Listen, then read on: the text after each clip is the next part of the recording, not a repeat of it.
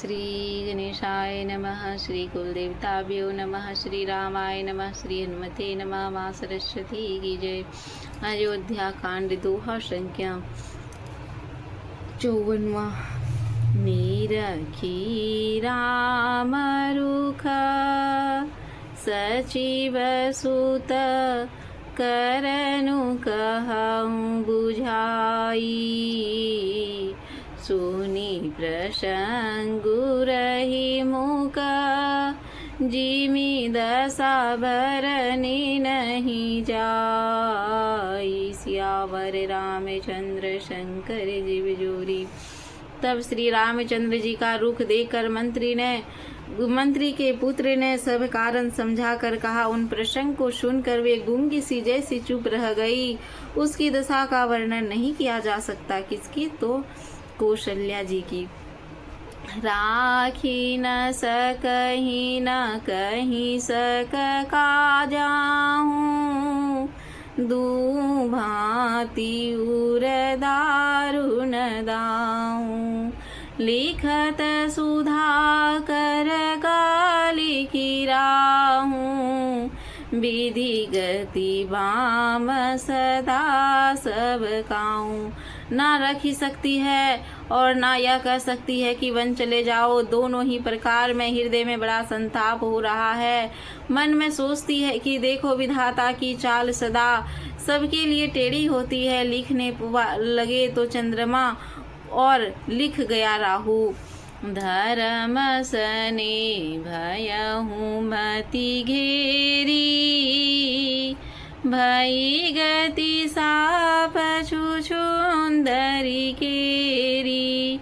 राखहूँ सुतहि करहूँ अनुरोधूँ धर्मु जाई अरु बंधु विरोधूँ।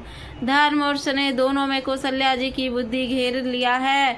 उनकी दशा सांप और छुछुंदर की सी हो गई है। वे सोचने लगी यदि मैं अनुरोध हट करके पुत्रों को रख लेती हूँ तो धर्म जाता है और भाइयों में विरोध होता है।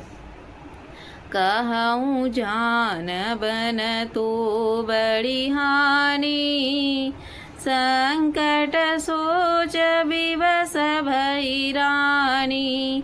बहुरी समुझीति अधर्मु सयानी बहुरी समुझीति अधर्मु सयानी। रामु भरतु दुहु सुत समझानी। और यदि वन जाने को कहती हूँ तो बड़ी हानि होती है। इस प्रकार के धर्म संकट पकड़कर रानी विशेष रूप में सोच की वश हो गई। फिर बुद्धिमती कौशल्या जी स्त्री धर्मपति वर्त धर्म को समझकर और राम तथा भरत दोनों पुत्रों को समान जानकर सरल सुभाऊ राम महतारी बोली वचन धीर धरी भारी। तात जाऊं बलि की नहुनी का पितु आय सुहब धर्म कटिका। सरल स्वभाव वाली श्री रामचंद्र जी की माता बड़ा धीरज धरकर वचन बोली। हे तात, मैं बलिहारी जाती हूँ। तुमने अच्छा किया है। पिताजी की आज्ञा का पालन करना ही सब धर्मों का शिरोमणि धर्म है। रजू देन की कहीं दीन बनु मोहिना सो दुख लेसु। तुम बिनु भरत ही भूपति ही प्रजहि प्रचंड कलेसु। सियावर रामचंद्र शंकर जीव जोरी। राज देने को कहकर वन दे दिया। अब मुझे लेश मात्र का भी दुख नहीं है। दुख की बात तो यह है कि तुम्हारे बिना भरत को, महाराज को और प्रजा को बड़ा भारी क्लेश होगा। जो केवल पितु आय सुताता तो जनि जाहूँ जानी बड़ी माता। जो पितु मातु कहूँ बन जाता तो कानन सत अवध समाता। हे तात, यदि केवल पिताजी की आज्ञा हो तो माता को पिता से बड़ी जानकर वन को मत जाओ, किंतु यदि माता पिता दोनों ने वन जाने को कहा है तो वन तुम्हारे लिए सैकड़ों अयोध्या के समान है। पीतु बन मातु बन देखिवी, खग मृग चरण सरोरुह सेवी। अंतहु चितन नृपहि बनवासु, भय बिलोकी ही होई हरासु। वन के देवता तुम्हारे पिता होंगे और वन देवियां माता होंगी। वहाँ के पशु पक्षी तुम्हारे चरण कमलों के सेवक होंगे। राजा के लिए अंत में तो वनवास करना उचित ही है, केवल सुकुमार अवस्था देखकर हृदय में दुख होता है। बड़ भागी बनु अवध अभागी, जो रघुवंश तिलक तुम त्यागी। जो तु सुत कहो संग मोहि लेहूँ, तुम्हारे हृदय होई संदेहूँ। हे रघुवंश के तिलक, वन बड़ा भाग्यवान है और यह अवध अभागी है जिसे तुमने त्याग दिया है। पुत्र, यदि मैं कहूँ तो मुझे भी साथ ले चलो, तो तुम्हारे हृदय में संदेह होगा कि माता इसी बहाने मुझे रोकना चाहती है। पूत धर्म प्रिय तुम सबही के, प्राण प्राण के जीवन जी के।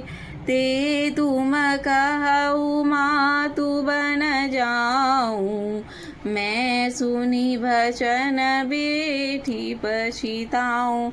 हे पुत्र, तुम सभी के परम प्रिय हो, प्राणों के समान और हृदय के जीवन हो। वही प्राण थारे तुम कहते हो कि माता मैं वन को जाऊं, और मैं तुम्हारे वचनों को सुनकर बैठी पछताती हूँ। यह विचारी नहीं करहूँ हट, झूठ स्नेहु बढ़ाई। मानी मातु करनात, बलि सुरति बिसरि जनि जाई। सियावर रामचंद्र शंकर जीव जोरी। यह सोचकर झूठा स्नेह बढ़ाकर मैं हट नहीं करती। बेटा, मैं बलैया लेती हूँ, माता का नाता मानकर मेरी शुद्ध भूल ना जाना।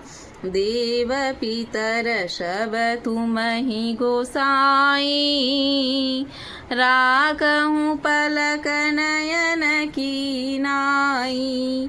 अवधि अबू प्रिय प्रिय जनमीना, तुम करुणा कर धर्म धुरीना।